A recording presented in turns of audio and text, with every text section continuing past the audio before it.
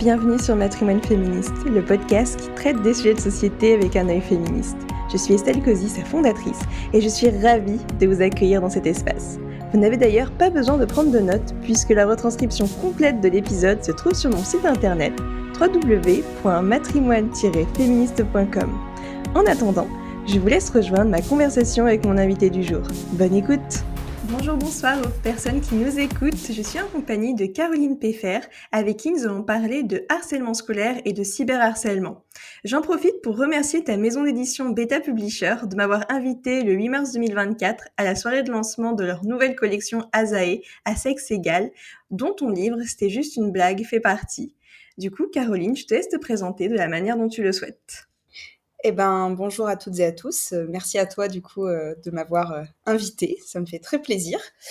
Comme tu l'as dit, je m'appelle Caroline Peffer. Je suis professeure d'histoire-géographie dans la vie réelle. Et, et sinon, je suis aussi autrice. J'ai déjà publié des romans, notamment historiques. J'écris aussi de l'imaginaire, mais là, pour la collection à sexe égal, c'est un roman contemporain engagé. Et celui dont on va parler, qui s'appelle effectivement C'était juste une blague. Super, merci pour cette présentation. Et du coup, pour entrer dans le vif du sujet, je voudrais savoir quelle est la situation du harcèlement scolaire et du cyberharcèlement à l'heure actuelle. Alors, donc effectivement, je l'ai pas mentionné aussi, mais je suis au sein de mon établissement scolaire référente du programme phare, qui est le programme mis en place par l'Éducation nationale de lutte contre le harcèlement scolaire. Mais avant ça, je m'intéressais déjà à la lutte contre le harcèlement parce que ça fait 6 ans que je travaille sur ça dans mon établissement. Et on a très vite, avec des collègues, été faire des formations, notamment sur le harcèlement et le cyberharcèlement. Donc là, dans l'état actuel des choses, sur les chiffres qui en ressortent, déjà, il faut savoir que la majorité des cas de harcèlement sont à l'école primaire. Ce que la plupart des gens ignorent parce que les médias se concentrent très souvent sur les cas graves, ce qui est logique, hein, c'est ce qui ressort le plus. Mais en fait, il y a énormément de micro-situations de harcèlement, c'est-à-dire de harcèlement qu'on va appeler ordinaire, quotidien. C'est-à-dire que le cas le plus grave, qui est l'incitation au suicide et le suicide, c'est finalement le cas le plus rare, et tant mieux. Tant mieux, mais en fait, par contre, des situations de harcèlement scolaire où les élèves commettent entre eux des actes répétitifs, qu'ils soient verbales, physiques, même sexuels, hein, dès l'école primaire, j'insiste, des attouchements, ce genre de choses. Alors, pas forcément conscients pour certains enfants, ou encore que des fois, ça peut révéler des choses aussi dans les familles. Mais voilà, ça, on le voit beaucoup à l'école primaire. Et ensuite, ça continue surtout au collège, parce qu'au collège, ils sont ce mélange entre adolescents et enfants. Donc, au niveau du harcèlement, on considère qu'il y a aujourd'hui 700 000 enfants par an qui sont victimes de situations de harcèlement scolaire, encore une fois plus ou moins graves. Hein. Et au niveau du cyberharcèlement, là, c'est pareil. C'est pareil. La différence qu'il peut y avoir, c'est que le harcèlement scolaire, c'est pas un fait qui est totalement nouveau. C'est un fait qui a toujours existé. Je pense que c'est un fait dont on parle davantage aujourd'hui, mais c'est pas une nouveauté de l'école. La nouveauté, c'est le cyberharcèlement, qui est que, en fait, aujourd'hui, le harcèlement ne s'arrête plus à l'école. On a des situations de harcèlement qui commencent sur les réseaux, des situations de harcèlement qui commencent à l'école, qui continuent sur les réseaux. Donc, en fait, il n'y a plus d'espace où les élèves peuvent un peu souffler quand ils rentrent chez eux. Au niveau du cyberharcèlement, ce qui est un peu compliqué, c'est que techniquement, les élèves sont pas censés être sur les réseaux avant 13 ans. Dans les faits, comme ils me l'ont dit plusieurs fois en formation, j'aime bien ce terme, parce qu'ils disent les élèves sont des clandestins des réseaux sociaux, c'est-à-dire qu'en fait, ils trichent sur l'âge, comme nous avons tous certainement dû le faire à l'adolescence. Donc le cyberharcèlement, les chiffres, c'est encore une fois compliqué à avoir un vrai chiffre. On considère qu'il y a quand même 30-40% qui peuvent avoir été victimes de situations de cyberharcèlement plus ou moins variées. Par contre, ce qui est vrai, c'est qu'on constate quand même que le cyberharcèlement, comme dans la vraie vie, les insultes sont genrées. Et qu'il y a plus de filles qui sont victimes de cyberharcèlement que de garçons. Et quand c'est des garçons, souvent, ce sont des garçons à qui on va attribuer des critères propres au féminin. Notamment des garçons qui souvent peuvent être homosexuels, par exemple, mais parce qu'en fait, le cyberharcèlement est beaucoup basé sur le revenge porn, des images à caractère pornographique, les rumeurs. Et en fait, c'est beaucoup plus, entre guillemets, vicieux et sournois finalement que le harcèlement où on voit beaucoup de cas de je te tape dessus, machin, qui est encore plus, qui est plus assimilé finalement aux garçons. Mais là, là, on est sur un truc très sexiste dans ce que je suis en train de dire, mais en même temps, ça se retrouve dans les chiffres et dans la manière aussi dont les élèves se harcèlent les uns les autres. Merci, pour cette, présentation. C'est vrai que je n'avais pas conscience moi non plus que la majorité des cas, d'harcèlement sont réalisés à l'école primaire, donc c'est super que tu puisses, libérer la parole à ce sujet.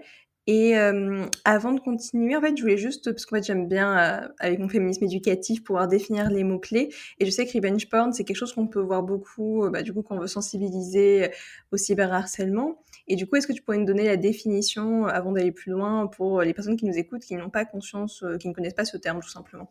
Oui, alors c'est vrai qu'effectivement, il y a alors même moi, qui ai fait de la formation pour adultes auprès de mes collègues pour leur expliquer les termes liés au cyberharcèlement, déjà, il y en a tous les jours qui émergent de nouveaux. Alors tous les jours, j'exagère peut-être un peu, mais quand on leur a mis avec mon collègue le vidéoprojecteur avec tous les termes, mais tu aurais dû voir leur tête. Enfin, vraiment, ils étaient là, mais de quoi on parle? Donc quand on parle de revenge porn, en fait, on est sur le partage d'images intimes. C'est pas quelque chose qui ne se fait pas ou de rare qu'une jeune fille ou un garçon envoie à sa copine, bon c'est souvent plutôt l'inverse, mais on va dire un garçon envoie à sa copine des photos de son torse dénudé ou la copine va faire pareil en envoyant des photos de sa poitrine. Enfin bon, dans le cas d'une relation intime, comme on dit aux élèves, ça vous regarde, c'est votre vie privée. Maintenant, faut pas oublier que sur Internet, la vie privée, malheureusement, elle a tendance vite à déraper et que surtout, il arrive très régulièrement que la photo soit partagée.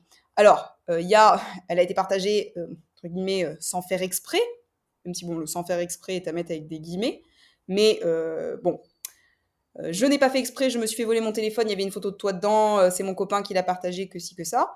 Ou alors, il y a tout simplement, la relation c'est fini, et puis pour me venger de ma petite copine ou de mon petit copain, mais c'est plutôt souvent pour me venger de ma petite copine, je fais tourner sa photo sur les réseaux sociaux ou sur le grand truc des élèves, les groupes WhatsApp de classe, qui sont tout sauf pour travailler.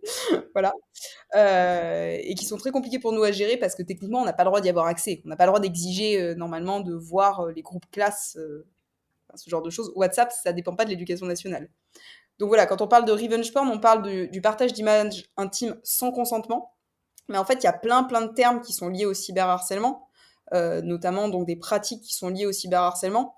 Par exemple, il y a tout ce qui concerne des messages qui sont violents, qui sont insultants. Il y a tout ce qui concerne aussi le fait, alors ça s'appelle des dick pics, le fait d'envoyer son pénis en érection à des jeunes filles. Alors je ne comprends toujours pas quel est l'intérêt, parce que je ne comprends pas en fait la personne à partir du moment où elle envoie ça, comment elle peut se dire super ça va plaire, mais voilà.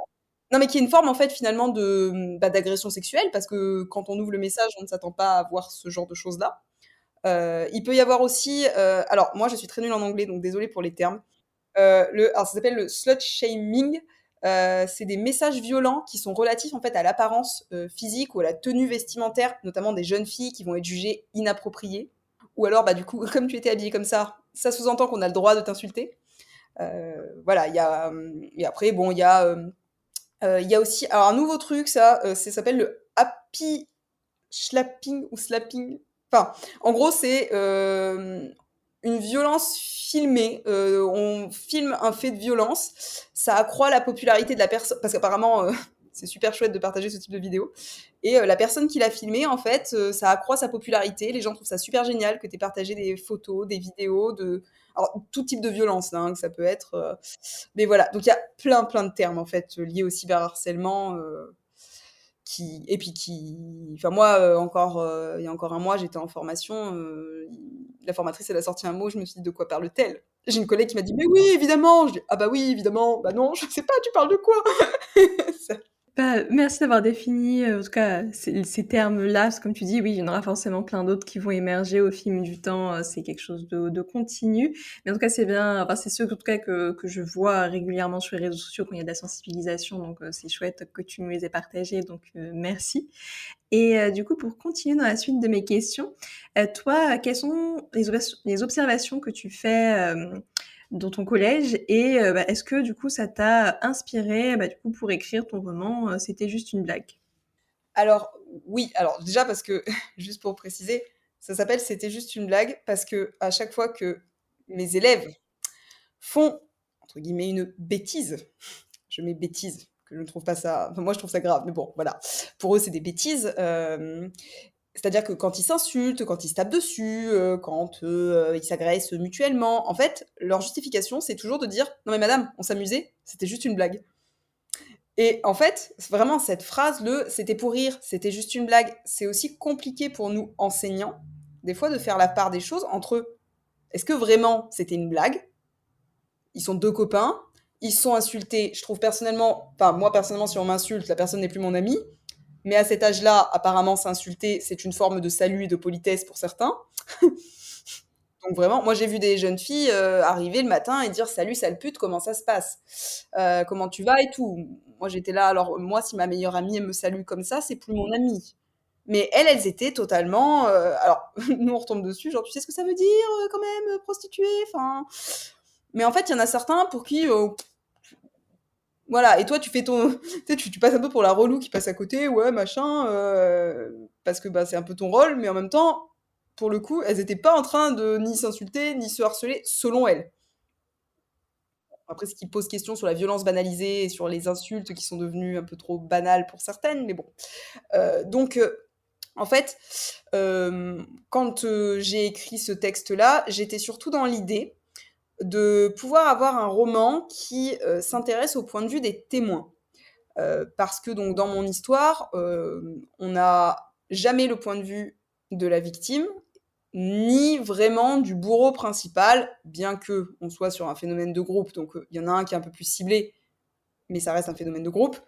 On a en fait tous les autres. On a tous ceux qui, alors, soit participent consciemment, où là vraiment ils ont un rôle, soit on a ceux qui, ce qu'on appelle nous En fait, il y a deux types de témoins. Il y a ceux qui sont les témoins actifs, donc qui vont participer, parce qu'ils vont rigoler, parce qu'ils vont repartager une photo, parce que si, parce que là. Et il y a les témoins passifs, c'est-à-dire tous ceux qui écoutent, qui ne disent rien. Alors pas forcément, il ne s'agit pas de les blâmer en disant t'aurais dû faire quelque chose, parce qu'on sait que, enfin je pense qu'on a tous été témoins à l'école, dans une classe d'insultes, ce genre de choses. Et on est beaucoup à s'être tu à certains moments parce que bah, on a peur aussi des conséquences pour soi-même. Donc voilà, ou parce que bah, on n'est pas à l'aise, ou parce que si, parce que là. Et en fait, moi j'étais vraiment. Donc oui, c'est vraiment inspiré du coup de ce que je vois au quotidien.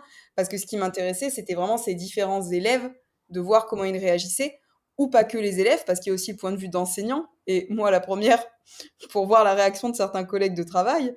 Voilà, il y a vraiment, quand on est confronté à des cas, il y a celui qui veut surtout pas en parler, il y a celui qui veut partir au combat, il y a celui qui veut tout de suite aller faire la grève, parce que bah, faut faire grève, voilà, c'est un principe de vie. On est prof, faut faire grève. On sait pas pourquoi on fait grève. C'est- voilà, il y a le proviseur qui est hyper engagé ou le proviseur qui est hyper désengagé parce qu'il se cache en se disant oh là là mon Dieu, je vais me faire taper dessus.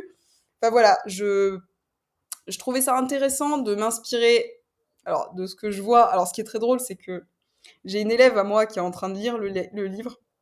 Et alors, j'ai eu beau changer le nom des enseignants, qui m'a dit la dernière fois, ah c'est machin, ah c'est machin, j'étais là, non, du tout, absolument pas. Elle me dit, bah si, j'étais là, bah non, bah si, oui, elle a raison.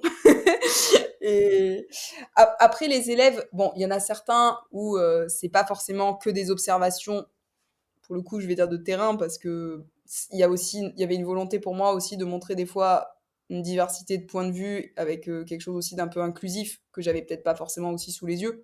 Euh, Maintenant, la plupart du temps, je vais pas dire c'est un élève spécifiquement, mais c'est un mélange d'élèves en fait ou de réactions d'élèves que j'ai pu voir ou entendre. Bah, c'est hyper intéressant, tout ce que tu nous racontes. De ce que je comprends, en fait, on voit une multitude, de points de vue, d'expériences, de réactions différentes parce qu'on est tous et toutes différents et c'est important de montrer cette diversité, de réactions parce qu'en même temps, ça peut sensibiliser, parce que si on n'est pas confronté à ces situations ou qu'on les connaît pas très bien ou que sais-je, au moins on peut voir, bah, qu'est-ce qui peut exister et même si on a tendance, à connaître, on va dire, les deux extrêmes, victime-bourreau, on se connaît pas trop, on va dire, les points de vue annexes qui comme tu dis, ils ont été témoins, ils peuvent être actifs ou passifs, mais du coup, si il y avait pu avoir une réaction des témoins, potentiellement la situation aurait pu changer. Oui, et en fait, ce qu'il y a aussi, c'est que nous, ce qu'on constate, enfin, dans les formations que j'ai eues qui sont liées au harcèlement, au cyberharcèlement, c'est qu'en fait, on a tendance à catégoriser très vite en disant il y a le bourreau, il y a la victime. Dans les faits, les rôles sont très poreux. Déjà parce qu'on a d'anciennes victimes qui deviennent eux-mêmes harceleurs, d'anciens harceleurs qui deviennent eux-mêmes victimes. Enfin, en fait, finalement, il y a quand même une porosité euh, des profils et des rôles que chacun peut tenir. Et aussi, il faut pas oublier une chose, c'est que, et ça j'avais trouvé ça très intéressant dans la formation que j'avais eue, c'est qu'on visualise le harceleur. Alors déjà, nous, on n'utilise pas ce terme à l'école, parce qu'en fait, le harceleur est un terme juridique qui t'amène à un délit et une peine potentiellement de prison. Nous, on parle d'intimidateur, parce que on part du principe que à partir du moment où on va mettre le mot harceleur, c'est que là, on est déjà sur la plainte, en fait. L'intimidateur, ça montre que... Parce qu'on est souvent, en fait, dans des situations d'intimidation. Quand on passe dans le harcèlement pur, là, on est vraiment très grave. Et là, même nous, enseignants, on arrive à nos limites. Et moi, la première, je dis aux parents, portez plainte. L'éducation nationale a ses limites. Hein. Nous, on n'est pas à la police. Donc, à un moment, il y a des fois, faut porter plainte. Les deux ne sont pas, d'ailleurs, peuvent être en adéquation. Hein. L'éducation nationale peut avoir son rôle à jouer et la police avec aussi. Parce que la police attend des fois que l'école fasse un truc, et nous, on attend que la police fasse un truc. Donc, du coup, on est tous là, genre, on attend quoi, là Euh, Non, mais voilà. Et en fait, on nous avait montré vraiment dans la formation que l'image qu'on a de l'intimidateur slash harceleur, c'est-à-dire du pervers méchant qui veut vraiment être méchant contre l'élève, victime, en fait, ça, c'est 2% des cas. Hein. Le cas du sociopathe pervers, alors quand tu tombes dessus, t'es très mal parce que tu pourras rien faire, en fait. Ce qui est, voilà, un peu affolant, mais c'est très rare, en fait. La plupart du temps, ce sont des phénomènes de groupe. C'est des phénomènes de groupe, en fait. On est au collège, on est au lycée, on est à l'école primaire, on est à l'école, en fait. L'école, on cherche à exister. On cherche à se faire voir. Et souvent, en fait, même celui qui se moque d'un élève, il n'a pas conscience, sauf encore une fois s'il est sociopathe, mais il n'a pas conscience forcément de faire vraiment du mal. Ou alors, il y a une conscience, mais il y a la recherche de je fais rire les autres, j'attire l'attention, j'ai un phénomène de popularité. Et en fait, il y a aussi toutes ces dynamiques qui rentrent en compte. Et c'est pour ça que dans la prise en compte du harcèlement scolaire, on ne peut pas en fait exclure le groupe. Et il faut casser la dynamique de groupe pour développer l'empathie, pour pouvoir réussir en fait à avoir vraiment quelque chose qui, sur le long terme, peut amener à des résultats. Parce que la sanction, tu sanctionnes vraiment parce qu'à un moment, on est obligé de sanctionner, mais dans les faits, ça n'empêche pas que ça recommence. Mmh. C'est super intéressant ce que tu nous dis. C'est vrai que j'aimerais bien creuser ce point, parce que tu parlais du coup casser la dynamique de groupe et développer l'empathie. Et du coup, comment on fait concrètement pour mettre ça en place?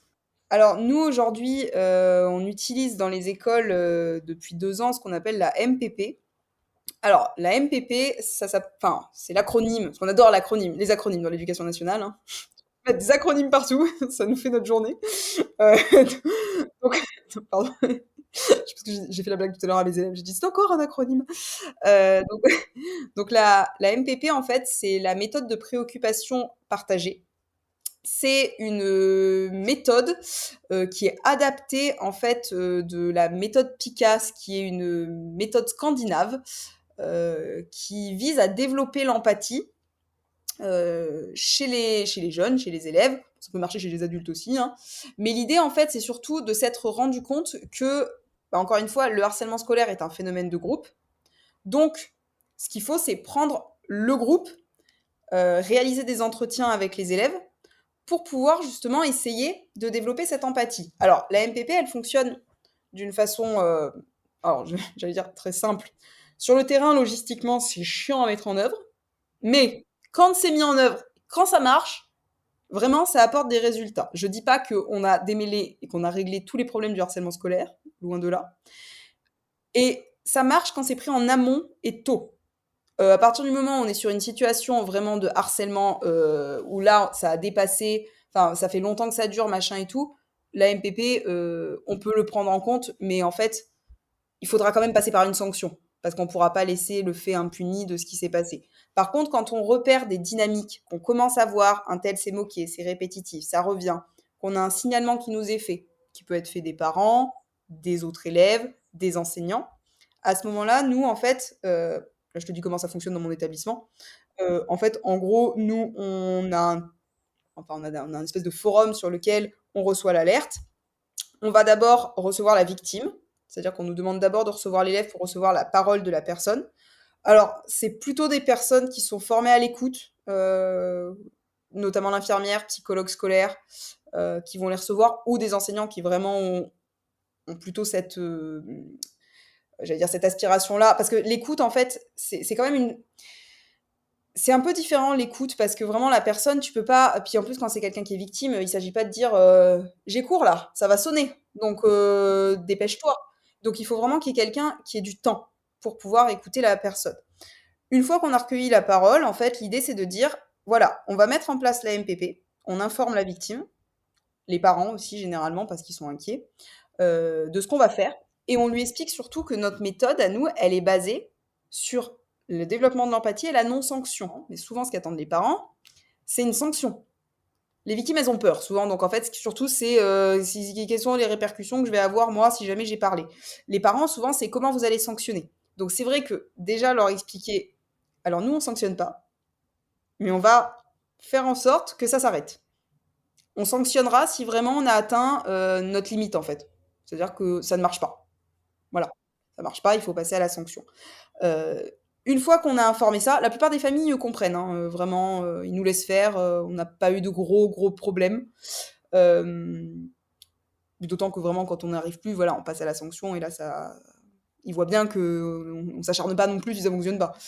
Et ensuite, à partir de là, en fait, on va recevoir des élèves à la fois qui ont été témoins des situations, et également les élèves qui ont été cités par la victime comme étant des intimidateurs présumés.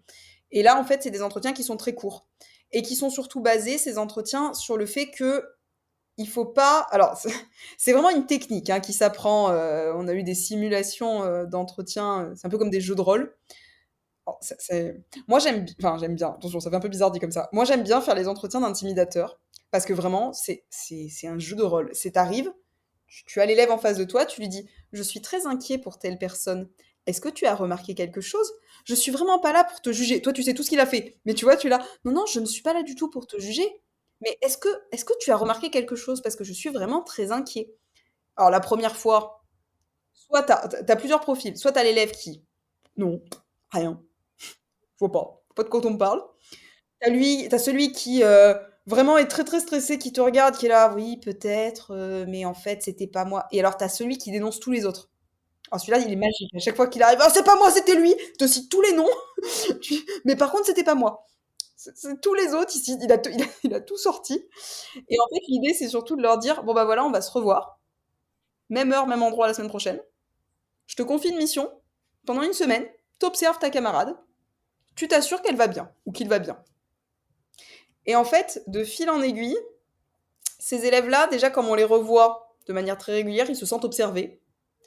Moi, y a pas, enfin, vraiment, en plus, on reçoit pas des élèves qu'on a en classe. Ces élèves-là, c'est incroyable. Quand ils me croisent dans les couloirs, bonjour madame, bonjour, bonjour. Vraiment, genre, tu sais, je me dis, c'est marrant parce que ils sont un peu déstabilisés. Ils sont là, c'est qui cette personne qui, à chaque fois qu'elle me voit, me dit, du tout, je ne vais pas te punir, hein. Je veux juste qu'on discute. Comment ça va? Genre vraiment, parce qu'ils comprennent pas en fait ce qu'on fait, donc ils se disent, mais c'est quoi ces gens? Et nous, on est là, genre, non, nous, on est la brigade pour savoir si les gens vont bien. Est-ce que la personne va bien? Et en fait, vraiment, au fur et à mesure du temps, ils finissent par se dire, ouais, mais moi, par exemple, je l'ai insulté, mais je pensais pas que ça allait lui faire de la peine. Tu vois? Et en fait, cette technique-là est censée leur faire comprendre que, en fait, si, tu lui as fait de la peine. Elle était triste, elle était pas bien. Bon, voilà. Après, la plupart du temps, quand c'est des petites situations, ça se règle, hein. Après, voilà, encore une fois, c'est pas magique non plus, hein. Ça marche pas à partout. Et l'empathie, le problème, c'est qu'en fait, ça devrait se travailler dès la maternelle. Et ça commence, hein. Il y a maintenant des ateliers qui sont faits pour l'expression des émotions et ce genre de choses. Mais en fait, je pense que c'est vraiment là le nœud du souci. Et c'est pour ça qu'aussi on se base sur des techniques scandinaves, parce que les pays scandinaves, dans les classements internationaux qui sont faits, ils sont considérés comme les pays les plus heureux. mais surtout, ils sont considérés comme au niveau de l'école, pas ceux qui ont les meilleurs résultats en termes de performance scolaire. Ça, c'est la Chine et le Japon. Ils ont aussi les plus hauts taux de suicide, d'ailleurs, au passage. Euh, corrélation, je ne sais pas. Les pays scandinaves, ils sont considérés comme les pays où le bien-être scolaire est le plus important, en fait. Et au niveau du bien-être scolaire, pour eux, le développement de l'empathie, c'est ça, c'est aussi apprendre à exprimer ses émotions. Et moi, je pense qu'en fait, en France, un des grands problèmes qu'on a, c'est que les élèves n'expriment. Enfin, ils expriment leurs émotions, mais ils l'expriment d'une mauvaise manière, parce qu'on leur a pas appris, en fait, à mettre des mots sur ce qu'ils ressentent. Et ils sont à l'adolescence, forcément, ils arrivent, ils explosent, il y a les hormones en plus, ils savent même pas ce qu'ils font eux-mêmes. Tu vois, encore ce matin, j'ai un gamin, il a balancé son stylo, je dis, pourquoi t'as fait ça? Bah, je sais pas. Et vraiment, je pense qu'il sait pas, hein. Il sait pas. Oh, il était énervé, il a jeté le stylo, tu vois. Et peut-être que si on lui avait appris, bah, que tu sais, quand t'es en colère, tu peux juste, tu vois, tu peux dire, je suis en colère aujourd'hui, je suis pas bien, voilà, t'es pas obligé de balancer le stylo sur le mur. T'avais rien fait, quoi.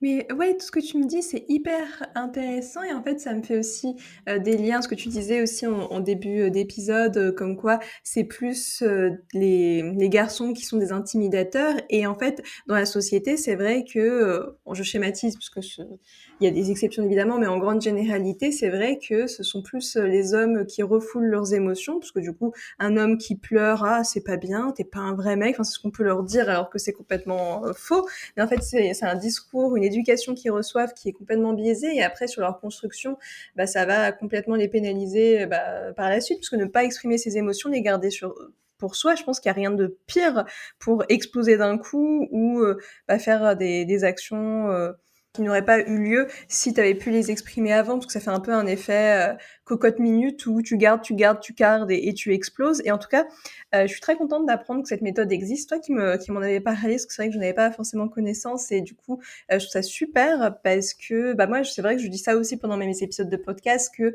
c'est vrai que je pense que le monde se porterait tellement mieux si on avait plus d'empathie et de bienveillance et que c'était appris dès l'école au même titre que des enseignements au même titre, pardon, que des cours de mathématiques, français et compagnie qui sont importants, mais le développement des soft skills et tout simplement d'être un être humain avec d'autres êtres humains, je pense que c'est aussi quelque chose de très très important et les émotions, la gestion du stress, tout ce qui est empathie avec les autres, avec autrui. Enfin, c'est des choses qui manquent cruellement et qu'on peut voir encore plus, du coup, sur les réseaux sociaux notamment, avec toutes les accès de haine qu'on peut avoir, où les gens ils s'énervent tout de suite. Je sais pas, ils voient un truc qui leur plaît pas, bim, ils sont tout de suite odieux. Enfin, tout de suite, les méchants, les haters, pas les personnes gentilles comme nous on peut être évidemment. Mais je pense ouais, c'est comme tu dis, je pense que ça provient depuis longtemps et en fait ça aurait dû être réglé, enfin on aurait dû mettre en place des choses le plus tôt possible en fait. Oui, et puis en fait, le problème, c'est que notre système scolaire, notre système scolaire est basé sur la connaissance. On va t'apporter des connaissances et un savoir. Alors c'est très bien, hein, je suis pour l'apport de la connaissance et du savoir. Mais en fait, on t'apprend pas le savoir-être et le savoir-vivre. Et le vivre ensemble surtout. Et on te dit, bah si, ça c'est l'école. T'es à l'école, t'es mélangé au milieu des autres. Ouais, mais en fait, tu fais du coup l'école tout seul. T'apprends à survivre à l'école. On te donne pas en fait ton kit de survie. On te dit juste, on te balance dans l'arène, on te dit vas-y survie, mais on t'a pas donné en fait de sacoche avec des choses remplies dedans pour t'aider. Et, et en fait, parce que tout le monde, alors pour l'anecdote, ça n'a pas trop de rapport, mais je vais quand même faire un lien. Non, ça a un lien quand même. Tout à l'heure, je vais voir ma direction, je dis, il y a des graffitis partout sur les tables. Euh, c'est pas, je suis pas prude, hein, y a pas. Mais à un moment donné, excusez-moi, des élèves de 12 ans, vous croyez que voir des pénis à longueur de journée gravés sur des tables, ça leur fait plaisir? Moi, j'ai un élève, il m'a dit qu'il était choqué. Alors, il a joué le grand choqué. Hein. Je pense pas qu'il était vraiment choqué. Et mon chef adjoint me dit, bah ça va, ça fait partie du folklore de la vie collégienne. Je lui dis, du coup, en fait, faut qu'on vive tous le moment où on va être confronté à un pénis sur notre table. Enfin, genre vraiment, il faut traverser ça, quoi. Tu vois, c'est l'étape essentielle. Et je me dis, mais non. Enfin, je veux dire, à quel moment on a dit aux élèves, enfin, au contraire, on aurait dû avoir un moment où on dit, alors les enfants, déjà on respecte le matériel scolaire. Ensuite, je t'explique. Oui, c'est très mignon, tu as un zizi entre les jambes. Mais déjà, moi, je sais pas, je vois jamais une femme, bizarrement, graver une vulve. Non, mais vraiment, c'est quoi ce délire, en fait? Je comprends pas, c'est quoi? D'où le folklore? Et puis, c'est un truc qui est purement masculin, ça. C'est quoi le message, en fait, derrière? Parce qu'il y a un tu vois? Je me dis: «Mais» et c'est vrai qu'on n'apprend pas, en fait, à vivre ensemble aux enfants. Le respect des uns et des autres, ça devrait faire partie après, comment dire? C'est aussi techniquement la base de l'éducation. Mais tous nos élèves qui arrivent à l'école, parce qu'on s'appelle l'éducation nationale, dans les faits, on n'est pas des éducateurs. On ne devrait pas s'appeler l'éducation nationale, on devrait s'appeler l'enseignement national. Mais, mais on devient de plus en plus d'éducateurs, en fait, parce que comme on a plein de parents démissionnaires, on va dire, où on a des élèves où juste dire bonjour, c'est un concept abstrait. Non, mais d'ailleurs, par rapport à ce que tu me dis, en fait, ce que tu disais que c'est vrai qu'il y a pas de fille, qui va graver une vulve sur la table et en fait, encore une fois, on en revient au problème de l'éducation, genrée parce qu'en fait, on donne pas de limite aux garçons, on en donne plein aux filles ou de faire attention aux garçons justement, mais les garçons, on leur dit pas de faire attention aux filles. On leur dit rien, en fait, alors que les petites filles, enfin, direct, on apprend à avoir peur, des garçons parce qu'ils peuvent, avoir des comportements complètement dangereux mais en fait, on va pas faire de la prévention à un garçon en disant attention, si tu vois un garçon faire quelque chose de dangereux, bah, il faut que tu ailles porter secours à la personne ou que sais-je, ou que tu agisses. Et en fait, ils sont en rôle passif et en fait vu que on va dire on est dans une société patriarcale et que ils ont beaucoup plus de privilèges que les femmes sur tous les sujets même si les choses changent et qu'il y a plein d'hommes qui viennent rejoindre le combat et c'est chouette et c'est super, il faut qu'on soit de plus en plus nombreux et nombreuses pour faire agir mais fondamentalement, le problème, je pense que l'essence de tout ça, c'est ça en fait. Ça me fait penser aussi à un livre, je l'ai pas lu, mais je sais qu'on me l'a beaucoup conseillé, je crois, de la virilité, qui explique bah, comment ça coûte cher, bah, toutes ces bavures, enfin tout ce qui aurait pu être. Enfin, je l'ai pas lu, donc c'est vrai que c'est difficile de dire un avis dessus, mais en fait, ce que j'avais compris, mais en tout cas, je recommande aux personnes de lire ce que je sais qu'on me l'a beaucoup conseillé, mais en fait, tout ce que ça crée, on va dire, comme problème, ces comportements, bah, ces comportements qui peuvent être violents ou que sais-je. Alors que si dès le début ça avait été pris en charge ou expliqué, bah, la société se porterait mieux en fait. Oui, puis comme tu dis, en fait, c'est le phénomène du harcèlement scolaire se retrouve à être complètement genré. Parce que bah, quand on a du harcèlement qui sont plus basés sur les rumeurs qu'on se lance les uns les autres, les petites insultes, les petits machins, on a plus de filles. Mais quand on tombe sur des faits de violence, des faits bah, plus liés à des agressions sexuelles ou des remarques à caractère sexuel, bah, c'est des garçons sur des filles, en fait. Et je pense que, comme tu dis, on tolère aussi beaucoup plus certains comportements chez un garçon, notamment quand il se tape dessus, parce que, bah, voilà, c'est normal, en fait, un garçon, qui tape. De la même manière que, par exemple, on parlait aussi du développement des émotions, bah, c'est normal un garçon qui se met à crier, que d'un coup il est en colère, il est énervé, voilà. Une fille, en fait, si elle fait ça, tu la regardes, tu fais: «Qu'est-ce qui te prend? Bah, enfin, pourquoi tu hurles là comme ça?» C'est mais après, enfin, c'est aussi comme ça que nous, il y a certaines choses qu'on repère pas. C'était sur quoi qu'on c'est l'hyperactivité, où on s'était rendu compte que on a une forte tendance, l'hyperactivité, on le voit beaucoup chez les garçons. Mais est-ce qu'on le voit pas chez les filles? Parce que les filles, en fait, elles ont naturellement ce truc, enfin naturellement, c'est pas naturellement, mais l'environnement, la société a fait qu'elles se sont du coup réprimées, du coup elles répriment leur hyperactivité, alors que le garçon finalement il est expansif, on l'a laissé être expansif, tu vois? Donc en fait, il y a plein de choses comme ça aussi où on se dit: «Est-ce que du coup on l'a pas vu?» On s'est fait aussi la réflexion parce qu'on travaillait sur les bulletins et sur nos appréciations, pour essayer justement d'être un peu moins, en fait, on s'est rendu compte que, par exemple, une fille, on va dire, «Oui, bon, ben, elle a pas enfin, elle a fait de son mieux». Voilà, elle a 12, elle a fait de son mieux, bon, elle pourrait, machin et les garçons, souvent, on remarque, n'a pas exploité toutes ses capacités. Parce que on considère que voilà, il a préféré s'amuser, faire son truc et tout. Mais ça se trouve, la fille, elle a pas exploité ses capacités aussi. Mais en fait, spontanément, on dit des garçons, non, mais en fait, il pourrait beaucoup, enfin voilà, il est pas à son plein potentiel, on le sait. Et pourquoi on le sait? Genre vraiment, la dernière fois, on était là, mais pourquoi on le sait en fait? Juste parce qu'on s'est dit, bah, c'est parce qu'il s'amuse, alors qu'une fille, en fait, on se serait pas dit ça, tu vois? Enfin, je m'exprime mal, mais c'est pas. Non, non, ton idée, elle est vraiment, enfin, moi, je l'ai bien comprise et je pense que les personnes qui nous écoutent aussi. Et en fait, je suis complètement d'accord avec toi là-dessus. Et après, ça m'étonne pas, en fait, que les filles, elles ont davantage le syndrome de l'impostrice parce que finalement, euh, on les valorise pas, on les encourage pas, on leur présente pas de rôle modèle. Alors qu'avec un garçon, bah, c'est pas pareil, en fait. C'est, on va dire, j'ai l'impression que pour les gens, c'est plus simple, par exemple, de donner des rôles modèles garçons. Enfin, même, c'est même plus simple, tout simplement, parce que dans l'histoire de l'humanité, même dans les manuels scolaires, moi je sais que je sais pas, j'espère que ça a changé depuis, mais je sais qu'au collège, moi j'avais été très choquée parce que j'avais eu une dispute avec un mec de ma classe qui m'avait dit que les femmes n'avaient pas marqué l'histoire, sinon ça se saurait. Et je savais au plus profond de mon être qu'il avait tort, mais en fait à l'école, au collège, je n'avais appris que 3 noms de femmes, c'était Rosa Parks, Marie Curie et Jeanne d'Arc. C'était les 3 seuls que j'ai pu lui citer comme nom parce que j'en connaissais pas d'autres. J'en peux plus de Jeanne d'Arc, moi. C'est cette figure-là, toujours qu'on nous sort à chaque fois, c'est. Mais en fait, alors oui, ça a changé. Je le précise quand même parce que je vois beaucoup tourner sur les réseaux sociaux le à l'école, on n'enseigne pas les femmes. Alors, s'il vous plaît, merci. Vraiment, ça a changé. J'insiste, ou alors je suis tombée dans un établissement scolaire où nous sommes révolutionnaires.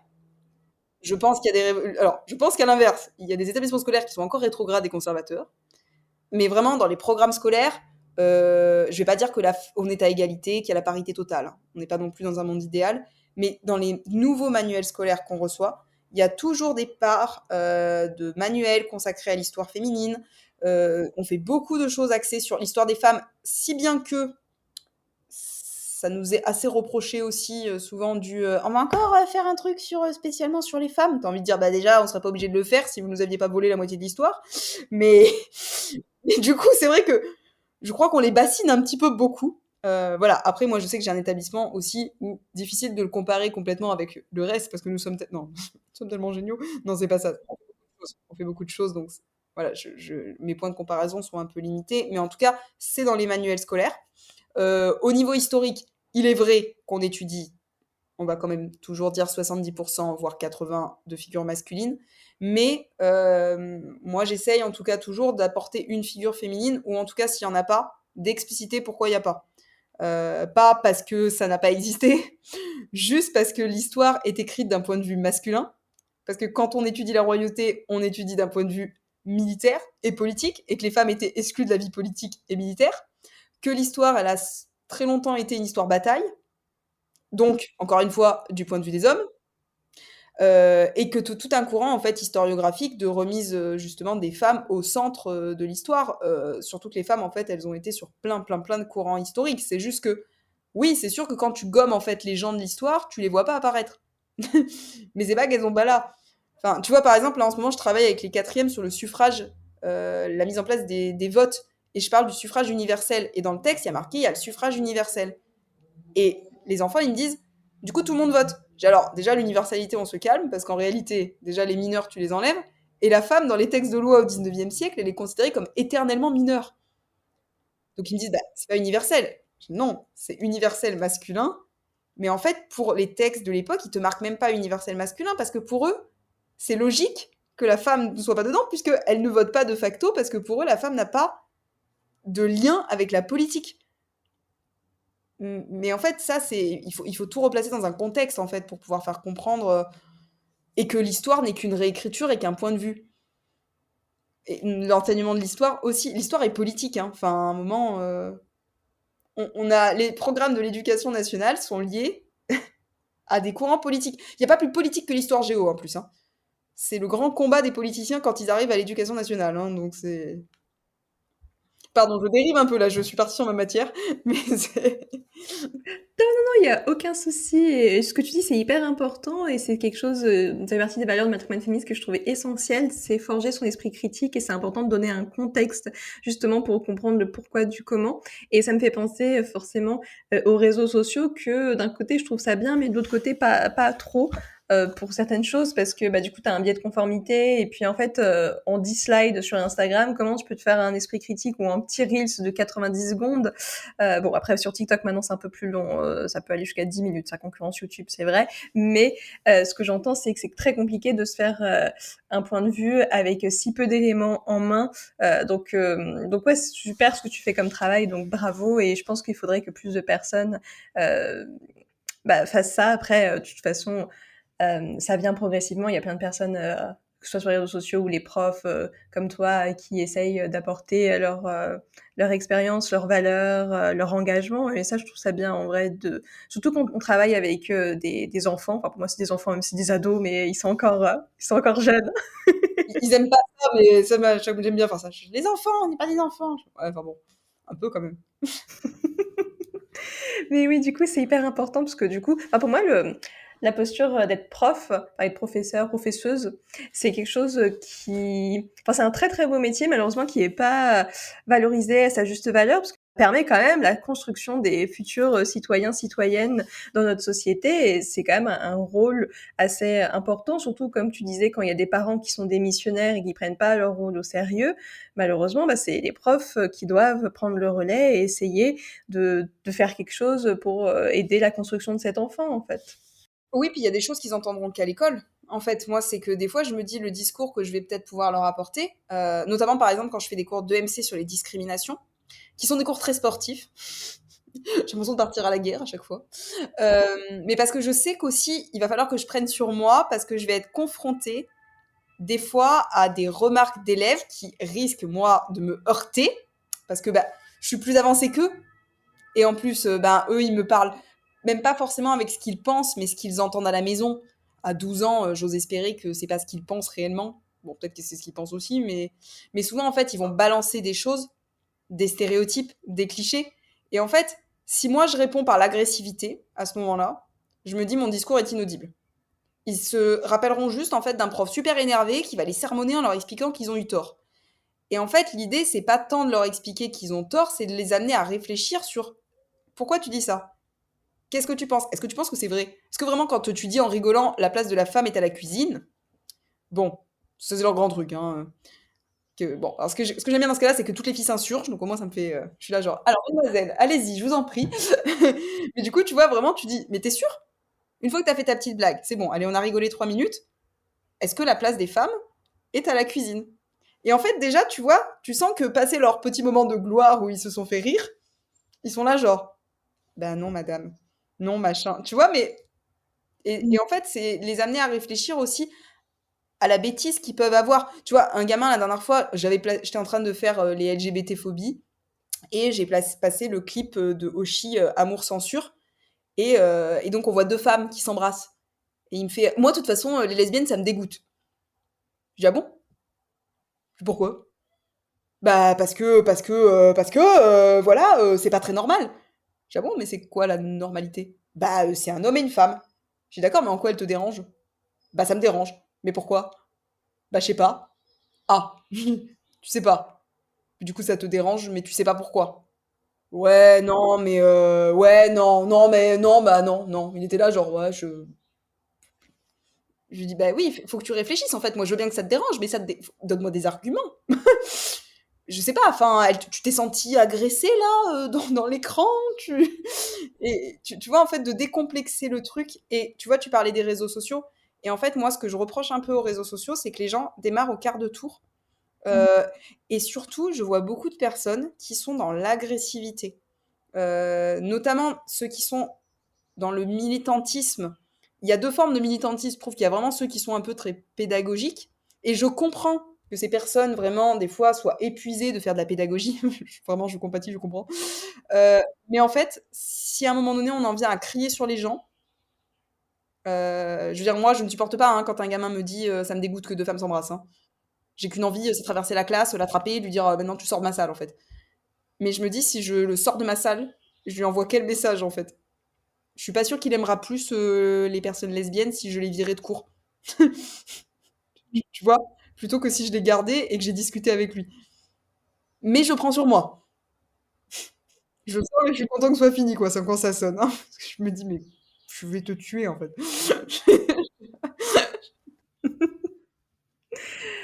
Non, en fait, ce que tu me dis, en fait, j'ai l'impression quand même, limite, c'est comme bah, du coaching, en fait, ce que tu peux appliquer. C'est épuisant. Mentalement c'est épuisant, hein. Ils s'en rendent pas compte mais c'est fatigant. Hein. Mais oui, mais parce qu'en fait je pense que c'est ça, c'est vraiment c'est de la pédagogie. Hein. Et c'est compliqué de lutter contre des stéréotypes, en fait, ou des clichés, ou des images préconçues, ou des discriminations. Parce que c'est des gamins qui ont grandi dans cet environnement, c'est la société qui nous a construit ainsi, et c'est ton cerveau aussi qui, quand on lui a répété ça toute la vie ou qu'il a entendu ça tout le temps, qui pense ainsi aussi. Donc c'est une question de reformater le cerveau, hein. C'est comme un GPS qui est en mode automatique. Il répète, et toi, tu es là, tu dis maintenant, tu passes en mode manuel. Allez, réfléchis par toi-même. Arrête de suivre. Non, ouais, c'est intéressant parce que ouais, il faut faire un pas de recul pour pouvoir construire son esprit critique. Mais d'ailleurs, toi, comment tu fais pour construire ton esprit critique? Parce que vu que tu es là pour pouvoir aider les élèves, c'est que bah, toi aussi, tu as dû passer aussi par un process pour bah, apprendre à réfléchir par toi-même et mettre le GPS en mode manuel. Alors déjà, l'image du GPS, alors là, on tombe dans la confidence personnelle. Moi, j'ai eu de gros problèmes d'anxiété et de troubles alimentaires pendant plusieurs années. Donc, psychiatre, psy, tous les trucs thérapeutes qui existent, je les ai tous faits. Sauf l'acupuncture, parce que les clous dans les oreilles, j'avoue que c'est pas mon truc. Mais si tu veux, tous les thérapeutes, et notamment quand tu fais beaucoup de thérapie comportementales, sont basées aussi sur justement cette métaphore un peu du reprends ton cerveau, il est piloté dans un sens. C'est à toi de repasser en mode manuel. Donc pour le côté un peu plus forme, c'est les psychiatres en fait qui m'ont appris déjà à penser comme ça. Après pour le côté plus contenu, déjà on a des formations en tant que prof, alors qu'ils ne sont pas obligatoires. D'un autre côté, on avait eu ce débat aussi avec des collègues sur doit-on rendre obligatoire la formation égalité filles-garçons. D'un côté, tu as envie de dire oui, parce que ce serait bien que tout le monde l'ait. D'un autre côté, pour avoir vu des collègues, quand ils sont dans une formation obligatoire où ils ne veulent pas être, tu n'en tires rien. T'en tires rien, à part que les gens sont hyper braqués, qui font la gueule toute la journée, et qui sont hyper virulents. Parce que les profs, c'est des ados. Hein. Faut pas oublier une chose, hein, le prof, il n'a pas quitté l'école. Hein. Il est toujours dans la cour de récréation, vraiment. Donc voilà. Et en plus, c'est un adulte. Faire changer d'avis un adulte, c'est compliqué. Voilà, donc déjà, moi, à titre personnel, j'aime bien m'inscrire sur des formations, parce que j'adore me rasseoir et redevenir une élève. Moi, j'adorais l'école, hein, donc moi, tu peux m'asseoir, tu peux me parler pendant 8 heures, je t'écoute. Donc ça, j'aime bien, parce que les formations égalité filles-garçons, on en a eu une super, là, sur le genre. C'était trop drôle de voir certains collègues qui étaient là devant les mots, genre coming out, outing, machin. C'était là, genre, qu'est-ce que c'est que ce truc? Moi, j'étais trop contente, j'étais là, attends, je connais tout, vas-y, je peux les mettre dans les cases. Je jouais à un jeu là, c'était mon meilleur jour. Mais même là, tu vois, ils nous apprennent plein de choses. Et après, sinon, bah, c'est à titre personnel, c'est mes lectures, c'est ma vie personnelle aussi, c'est les réseaux sociaux aussi, hein, parce que les réseaux sociaux, ils ont formé. Je les- je- J'ai dit tout à l'heure, ça m'énerve les réseaux sociaux pour des raisons. D'un autre côté, une grande partie de ma formation vient des réseaux sociaux. Hmm. Voilà, de l'action militante. Alors, moins dans le côté les associations féministes, mais moi j'ai longtemps, quand j'étais étudiante, été avec l'association du MAC Jeune LGBT, donc voilà, une grande partie de l'apport vient de là aussi, pour tout ce qui est la lutte contre les LGBT-phobies par exemple, ou le militantisme vis-à-vis de ça. Merci d'avoir répondu à cette question aussi précisément. De ce que je comprends, c'est que bah, chaque expérience de notre vie, qu'elle soit positive ou négative, en fait, elle va t'apprendre quelque chose. C'est comme ça. Tu ne fais qu'apprendre dans une vie. Et, euh, et de toute façon, enfin, peu importe les étapes dans lesquelles tu traverses, l'important, c'est d'essayer bah, de faire de son mieux, en fait, tout simplement. Oui, tout à fait, t'as raison, et puis comme tu dis, tu cesses jamais d'apprendre. Enfin, à un moment donné, on peut toujours te faire évoluer, en fait. Et puis, tu peux toujours te rendre compte que tu pensais, d'une certaine manière, tu pensais que tu étais vachement évolué dans ta conscience, puis d'un coup, tu dis, ah, bah, pas tellement, en fait. Finalement, j'étais encore bloquée dans mes biais ou dans ma manière de. Mais c'est bien, ça. C'est qu'on cesse jamais d'apprendre. Ça, c'est chouette. Quand tu vois le chemin qui est parcouru, après tu dis: «Ah ouais, j'ai bien progressé et j'ai encore plein de choses à découvrir et vivre, c'est trop bien!» C'est ça. Mais oui, mais c'est ça qui est trop bien, en fait. C'est que tu finis, tu n'arrêtes jamais d'apprendre. C'est clair que c'est un beau mindset. D'ailleurs, malheureusement, c'est vrai que le temps passe vite, du coup, on va passer, à la conclusion, de l'épisode, pour, bah, continuer d'apprendre, pendant ces dernières, minutes. Du coup, ce que je te demanderais comme dans les dernières questions, il y a quel serait ton mot de la fin par rapport à tout ce qu'on s'est dit? Alors, Je déteste po non, parce que à chaque fois, je vois la tête des gens quand je pose cette question et là, je suis en train de me dire: «Et flûte?» Je me suis pris à mon propre piège. Heu, non, bah, alors déjà, par rapport aux derniers mots qu'on a eus, c'est qu'effectivement, on cesse jamais d'apprendre et je pense qu'il faut pas s'enfermer dans une croyance en se disant: «C'est bon, je suis arrivé à mon plein potentiel». Faut rester ouvert, il faut rester à l'écoute des gens parce que les gens qui sont confrontés à des situations, ont toujours aussi des choses à nous dire et à nous apprendre. Après, si on revient plus pour centrer ça sur ce qu'on parlait au départ, donc sur le harcèlement scolaire, là, à titre plus de mon rôle d'enseignant, de référent ou de ce que je veux porter avec mon livre, euh, le harcèlement scolaire, c'est un problème qui est sociétal. L'école ne peut pas tout régler, la police ne peut pas tout régler. C'est un voilà, l'empathie, on peut essayer de le développer à l'école, mais ça se développe aussi dans l'éducation, dans les familles. En fait, c'est vraiment pour faire cesser le harcèlement scolaire, c'est il faut se grouper. Il faut que tout le monde en fait prenne en compte une chose, c'est que il faut arrêter de considérer que quand on insulte quelqu'un, c'est une blague. Il faut arrêter en fait de considérer que la violence ordinaire, c'est normal. Il faut arrêter de considérer que à l'école, on fait tous, voilà, on est balancé dans la cour et vas-y, débrouille-toi, survie pendant tes 16 années d'école. Non, en fait. C'est pas à la fin, on va faire le calcul pour voir si t'as bien survécu. Bravo, les Hunger Games sont passés, t'es le survivant, félicitations. Non, en fait. Non, non, non. Un élève qui réussit, c'est un élève qui va bien. Et en fait, il faut vraiment garder à l'esprit que, voilà, les élèves qui sont victimes de harcèlement, souvent, ils osent pas en parler. Ils ont honte. Ils ont l'impression que c'est eux qui sont responsables. Mais en fait, c'est pas eux qui sont responsables, c'est déjà les intimidateurs, les harceleurs, voilà, les autres. Et tous ceux qui voient, qui observent, en fait, qui ont peur, faut pas oublier une chose, c'est qu'en réalité, ils sont majoritaires. Faut arrêter de laisser une minorité, en fait, se dire juste parce qu'ils sont un peu populaires et qu'ils font rire les autres. Parce qu'à partir du moment où on retourne la tendance en disant, ben, finalement, si j'interviens pas, c'est non-assistance à personne en danger. Et en fait, de dire, bah non, c'est pas drôle ce que t'as dit. Généralement, ça souffle la personne. La personne, elle n'est pas si forte que ça, hein, en face. Hein. Elle n'est forte, la personne qui intimide, que parce que les autres lui donnent cette légitimité et cette force. Si en fait les autres retournent ça contre lui ou elle, en général, il continuera pas longtemps. Voilà. Donc c'est. Non, c'est une très très belle conclusion de ce que tu nous dis. Et du coup, il faudrait plus d'adelphité entre nous, en fait, pour que les choses aillent mieux. Mm, mm, mm. Donc, je l'espère qu'on se dirigera vers un monde comme ça, où sororité et fraternité puissent coexister et que ça rende un ensemble de personnes meilleures. Euh, ah ouais, ce serait génial. Hein. On croise les doigts. En tout cas, on contribue pour à notre échelle. Chaque pas compte, c'est tout ce qui compte. Dans la petite suite de mes questions, qui sont tes rôles modèles sur le sujet de la prévention sur le harcèlement et le cyberharcèlement? Mes collègues de travail. Non, enfin, si après il faut que je cite des scientifiques, je vais dire ceux de la méthode Picasse, Monsieur Picasse du développement de la. Alors, ça s'appelle pas la méthode de préoccupation partagée, mais c'est celui dont c'est adapté, qui prône, ça fait un peu gourou, le développement de l'empathie et vraiment, moi je dis l'éducation des pays scandinaves, la Finlande, la Norvège, vraiment, c'est des pays dont il faut le bien-être en fait de ces ministères, de ces écoles, de ces pays qui ont investi des milliards d'argent dans le bien-être à l'école. Ils cherchent une solution en fait pour savoir comment faire en sorte pour que les élèves réussissent mieux. Bah, ils l'ont la solution. Il faudrait peut-être juste mettre l'argent où il faut. Donc voilà, ces gens-là, moi je trouve qu'ils sont admirables dans ce qu'ils font parce qu'ils ont bien compris que c'était le bien-être qui comptait avant la performance.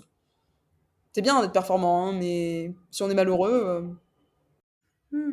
Non, non, c'est bien dit. Surtout que moi, j'ai eu la chance de faire un Erasmus en Finlande. Et du coup, j'ai testé le meilleur système éducatif au monde. Et pour le coup, c'est vrai que j'en garde un très très bon souvenir. Même moi, j'étais vraiment bluffée. Vraiment géniaux parce qu'en fait, en Finlande, tu n'es pas... Comment dire? Tu le droit, par exemple, d'avoir ton cours pendant les interros. En fait, ils s'en fichent. L'important, c'est pas ton cours d'être un perroquet, de répéter, cracher ce que tu dis, mais l'important, c'est faire des connexions, de voir ta réflexion que tu peux avoir avec toutes les connaissances et faire un tissage de liens. Et ça, je trouvais ça vraiment incroyable d'avoir vécu ce système. Et j'étais en mode bluffée. Et en plus, ce qui était ouf, c'était que à partir de 2, tu valides.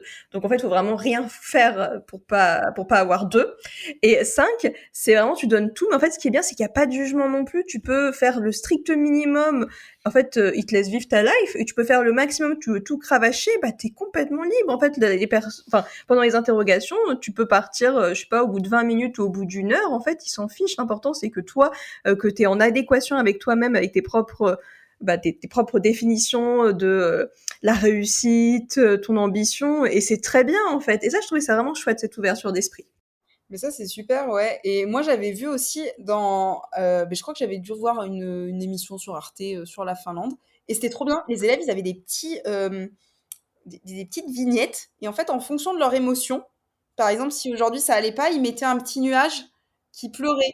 Ou alors, si ça allait, ils mettaient un grand soleil. Et du coup, en fonction de l'émotion affichée, le prof, tu vois, il savait que c'était peut-être pas le moment d'aller interroger cet élève parce qu'il n'était pas vraiment ouvert émotionnellement. Et le prof, il mettait aussi, parce que bah, nous aussi, on est des êtres émotifs. Et moi, par exemple, il y a 3 jours, j'avais une migraine, j'étais très énervée.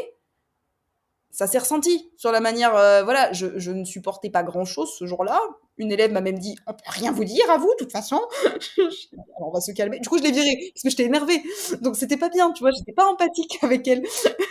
Mais parce que voilà, peut-être que si elle avait vu que j'avais un petit orage, elle aurait pas fait une remarque. Ah, mais j'adore, c'est tellement mignon, ces petites émotions. Oh là là, j'adore. Je suis fan du concept. Ah, moi aussi, mais franchement, je me suis dit: «Faut trop que je le fasse, en fait». Faudrait vraiment que j'ai, Par contre, je serais embêtée s'ils ont tous des orages un jour. Trop marrant. Dans la suite de mes dernières questions, il y aurait quelles ressources tu recommanderais aux personnes qui nous écoutent? Allez lire mon livre, il est génial. Non, c'est mon instant autopromotion. Non, c'est parce que j'aimerais vraiment beaucoup que mon livre, puisse servir de support pédagogique à des enseignants. Donc ça me ferait très plaisir. Des enseignants, mais pas que, hein, des parents d'élèves ou des élèves, justement pour travailler sur ça. Mais si je m'exclus moi-même, parce que ça fait très narcissique ce que je suis en train de dire, heu, hem, j'aurais moins tendance à vous conseiller d'aller lire les livres très spécifiques sur le harcèlement scolaire, ce genre de choses, parce que bah, c'est du très scientifique et théorique. Sur les ressources, il y a le film qui est sorti qui s'appelle Marion Fraisse, 13 ans pour toujours, qui est adapté de l'histoire de Marion qui a mis fin à ses jours chez elle, qui m'a inspirée aussi pour mon histoire. Il y a la série 13 Reasons Why qui parle aussi de harcèlement. Alors, la difficulté qu'il y a, c'est que ces séries-là mettent encore une fois toujours des cas de harcèlement qui sont très très lourds. J'aimerais bien qu'un jour, enfin j'aimerais bien, c'est pas que j'aimerais bien, mais c'est que je trouve que ça serait intéressant qu'on montre vraiment à la télé ce qu'est le harcèlement ordinaire et le plus quotidien auquel on peut être confronté. Ça serait vraiment intéressant. Sinon, il y a de plus en plus de livres, et notamment, il y a la maison d'édition Scrinéo, qui a une collection de romans engagés. Et ils ont justement un roman qui s'appelle Harceleur. Il y en a un qui est, ça s'appelle Hashtag Trahi, je crois, qui est sur le cyberharcèlement, sur le harcèlement. Et pour le coup, pour les avoir lus, vraiment, c'est ancré sur ce qui se fait dans les écoles. C'est très actuel et moi, je trouve qu'ils sont très très bien faits. J'avais fait une vidéo sur ma chaîne YouTube qui s'appelle Histoire d'une prof, où je parle quand je parle et que je présente la sortie de mon roman, et je les montre ces livres-là, si jamais certains veulent les retrouver. Je trouve qu'ils sont très bien faits. Voilà, la collection de chez Scrinéo, je trouve qu'elle est très bien faite. C'est pas ma maison d'édition, mais je trouve qu'elle est chouette. Mais Beta Publisher fait des trucs très bien aussi. Là, j'étais sur la question du harcèlement. Non, je m'autocite, donc je vais pas que m'autociter, ça serait... Non, mais t'as raison de t'autociter. Je te souhaite du coup que ton livre devienne un support pédagogique. Après, voilà, c'est chouette de faire un instant promo et n'hésite pas à me donner du coup le lien de ta vidéo YouTube où tu présentes ton livre et tu parles du coup de la maison Scrineo parce que je mettrai en description de l'épisode pour que les personnes puissent aller l'écouter et te découvrir sous un autre format. Du coup, voilà, merci pour ces ressources qui ont l'air très chouettes. Et sinon, pour continuer avec mes 2 dernières questions, que signifie le terme féminisme pour toi et qui aimerais-tu voir au micro de Matrimoine féministe? Alors, qui j'aimerais voir? Il faut que tu invites Sophie Gliocas. Je ne sais pas si tu connais. Elle a publié une série de romans jeunesse chez Hachette Romans qui s'appelle Les Enchantresses, mais c'est pas pour ça que tu dois aller la voir.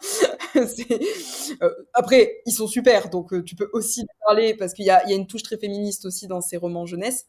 Mais c'est surtout que elle a tenu pendant des années un blog qui s'appelle Tout est politique. Et elle a aussi un podcast, je ne sais plus comment il s'appelle, où elle analyse les séries, les films justement sur un biais féministe. Et elle est très très chouette. Et elle a pendant très longtemps aussi, je crois, elle avait aussi, il me semble, un podcast où elle parlait justement de propos de la politique, en fait, de l'analyse, en expliquant, mais sur un point de vue très féministe et très engagé. Et elle est très chouette. Personnellement, je ne la connais que pour l'avoir vue en dédicace, mais pour avoir écouté plein de podcasts d'elle, elle est très très bien, je trouve. Voilà. Et sinon, pour ce que ça signifie pour moi le féminisme, pour moi le féminisme, c'est la recherche de l'égalité entre les hommes et les femmes. Voilà. C'est surtout pas l'idée que l'un prenne le pas sur l'autre, parce que je pense que c'est juste un équilibre en fait qu'il faut trouver. Voilà, que les hommes comprennent que quand les femmes elles se disent féministes, elles sont pas en train de vouloir partir au combat contre eux. Qu'au contraire, l'idée c'est juste en fait qu'on soit tous des alliés au même niveau et qu'il n'y en ait pas un qui domine l'autre. Voilà. Donc, Très bonne définition, que je la rejoins complètement et aussi merci pour m'avoir recommandé cette Sophie que j'irai suivre parce que du coup on partage plein de valeurs et c'est tellement chouette d'être entouré de personnes qui nous ressemblent. Mais en tout cas, voilà, l'épisode touche déjà à sa fin. Merci à toi pour ce moment échangé avec nous et merci aux éditeurs et auditrices qui nous ont écoutés jusqu'au bout. merci beaucoup, merci à toi pour l'invitation en tout cas. Avec plaisir. Du coup, ciao ciao tout le monde. Merci d'avoir écouté cet épisode, j'espère qu'il vous a plu. Si c'est le cas, je vous invite à parcourir la retranscription de l'épisode sur mon site internet www.matrimoine-féministe.com et me laisser votre avis en commentaire. Cela me ferait vraiment plaisir de vous lire et de vous répondre. À très vite!